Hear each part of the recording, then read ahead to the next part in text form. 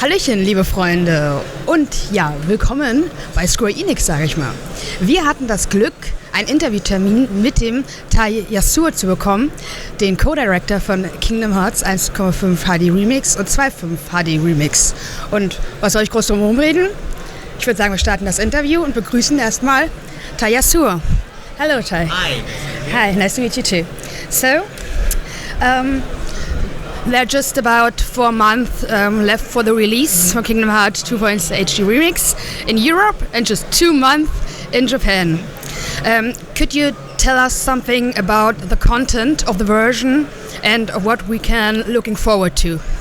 Yes, two of the big things. Okay. Two of the big things is for, I guess, Kingdom Hearts Birth by Sleep, we have the final mix version. So we're introducing a whole new stage for our North American European audience. After finishing the game, you play with Aqua, and there's a whole realm of darkness with a dark predatorial boss at the very end. And that's kind of exciting. And for Kingdom Hearts 2 final mix, there's a lot of added content. Obviously, you have the Lingering Will boss battle. It's this armored character who has a Keyblade, which actually transforms into different forms. So that should be exciting. And there's like tons of other forms and styles. One of the most popular ones is the limit form for Kingdom Hearts 2 Final Mix. You get to change into the old school Sora, the form, and you get to use his abilities. So that's kind of exciting as well. The whole thing is actually a lot more beautiful, I think, this time around. Obviously, because it's for the PS3. We really worked on the details, the music as well. The music, we recorded that using live instruments, so that's something people can look forward to as well. That really sounds cool. And so you already said a little bit, but can you tell me more about the improvements of these versions compared to the older or other versions? One of the things that we had to work a lot on was, I guess, for Kingdom Hearts 2, the aspect ratio changed obviously from the PS2 to the PS3. 4:3 is 16:9, so I guess you have a wider sort of screen. And so I guess for a lot of the cutscenes, there was a lot of VFXs that we hadn't made for the side of the monitor, so we had to recreate that. And also, I guess it is good though, because of the battles. You could see a lot of the Heartless coming from the side, and you get a fuller picture. I think that's good as well.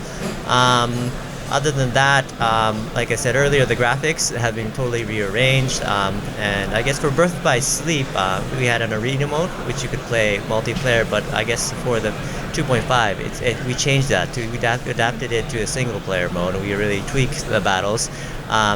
A lot of the boss battles at the end, actually, the AIs has been changed as well, so it's far more exciting, I think, and that's something good as well.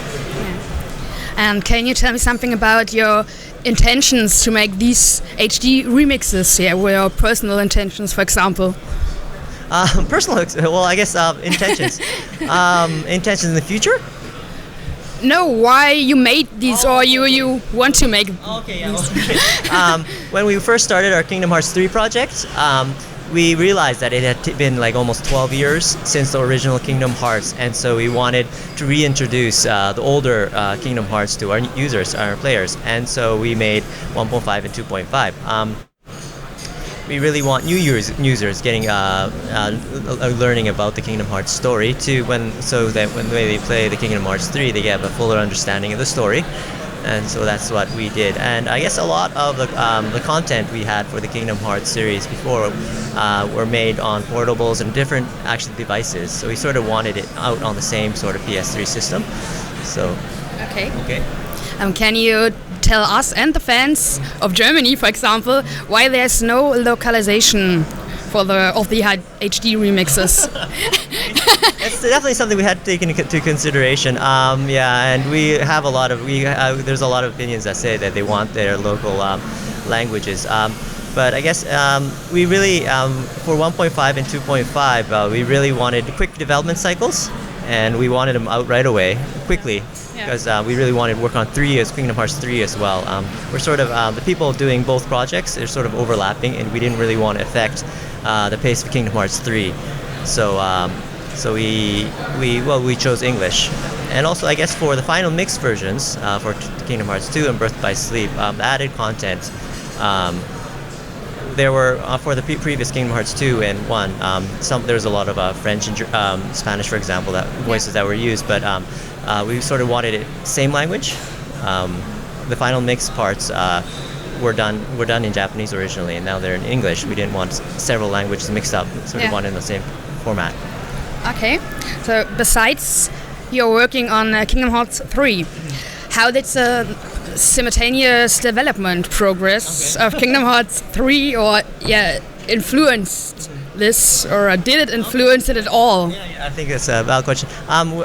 For one point, well, I guess there's two teams, but they're sort of mixed, overlapping, and I guess the programmers are sort of split. Yeah. There's one team for the porting team for 1.5 and 2.5 and 3. And so they're sort of separated, but I guess the game design and a lot of the artists are overlapping. They do both. And 3, at the beginning, well, obviously it was in the initial stage, so we had a lot of planning and game designing and experimentation, research and development. And so it's good because it's very productive when I guess designers and artists do both at once. Mm-hmm. They do a lot of the hard work, 1.5, 2.5, and once they're done doing that, they could all move to 3, for example. And so I guess it's a very productive way of making a video game, having two projects at once, I think. Yeah. Okay.